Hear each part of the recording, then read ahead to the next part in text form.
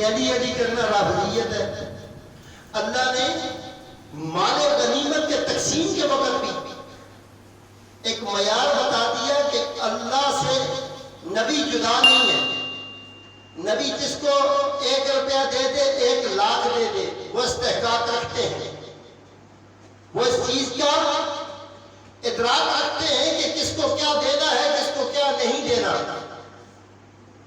فاتقوا اللہ، بس تقوی اختیار کرو۔ تو یہ بھی سمجھ آ گیا تقوی مصطفیٰ کی تقسیم پر آمین کہنے کا نام ہے۔ بولو سبحان اللہ۔ سبحان اللہ۔ اللہ کے محبوب کی تقسیم پر آمین کہنے کا نام تقوی۔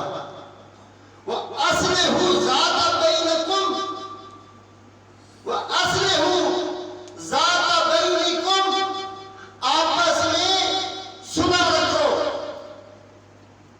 آپس میں صلح رکھو۔ اللہ سمجھا رہا ہے۔ اوپر کی آیات میں رب تعالیٰ نے فرمایا تم سے جو سوال کرے اے نبی، میری طرف سے پرمیشن ہے، اس کو جواب ٹھوک کے دو۔ میں کلی اختیار رکھتا ہوں، اللہ کا مال ہے یا میرا ہے، میں جس کو زیر دوں، زبر دوں، اعلیٰ دوں، عرفہ دوں،